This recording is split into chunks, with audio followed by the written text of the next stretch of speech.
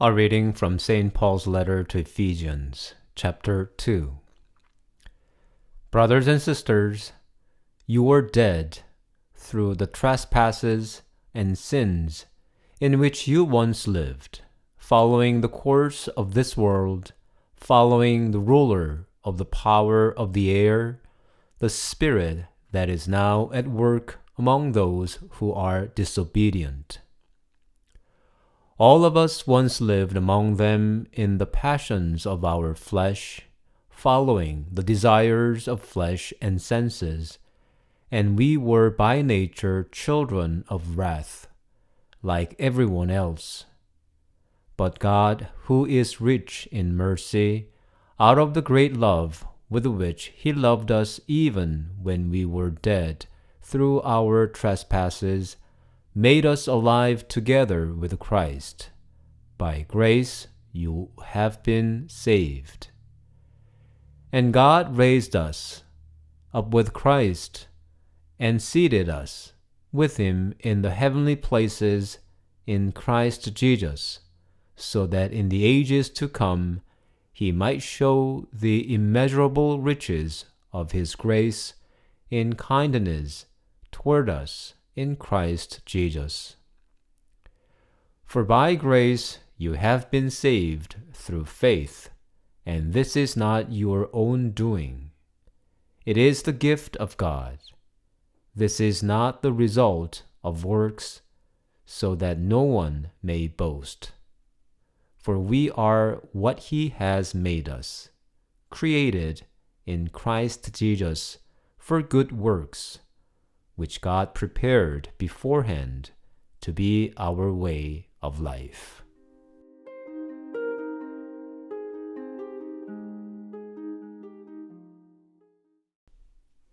You fool! This very night, your life is being demanded of you. We don't want to hear this when God calls us from this life. But how many of us can say right now, Lord, I am ready to go. I have been preparing for your call. Have I stored enough for heaven, or do I have too many things here on earth only?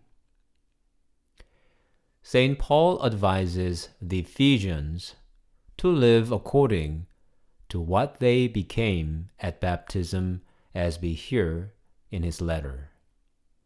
St. Paul admonishes us to be awake in spirit and to act accordingly. Otherwise, we are at risk of a relapse to chase after pleasure and greed. Then our question is how to live spiritually.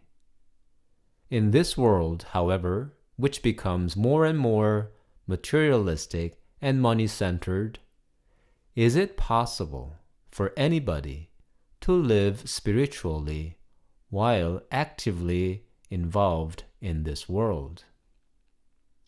Spiritual living seems possible only for those living in a monastery or a convent.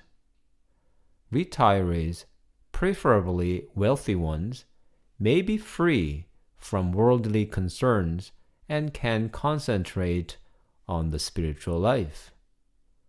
But all the others in the secular world seem to be trapped. Do we need to separate ourselves from the world, or do we have to look for a new job for a spiritual life, or do we have to save up so that we are free from worldly worries? I believe that's why St. Paul says Christians should live according to the Spirit. Being spiritually awake means being conscious of the heavenly goal at all times. Whatever we do, as long as we keep our focus on the heavenly reward, that is, life eternal with the risen body, we can safely make our journey through the materialistic world. At the same work, a person may build the virtues of honesty and kindness, as another becomes hardened with lies and bullies. With the same money, a person may relieve the destitute from hunger, while another incites the poor to envy. With the same amount of time, a person may deepen a relationship with his friend, while another makes his beloved one feel abandoned by his selfish entertainment. Every day, every person, and every work we encounter become opportunities to store the reach toward God when we are conscious of our final destiny. When we keep heaven in our sight, we make different decisions, heavenly decisions. Do I feel tired and stressed by being constantly conscious of Jesus, heaven, or life eternal? I cannot answer this question, unfortunately, because I find myself in a spiritual slumber more often than not. But what I can tell you is this: I find myself much wearier and more stressed when worldly desires and fleshly passions dominate me. I saw saintly people, freed from these unnecessary pains, enjoy life, even amid poverty.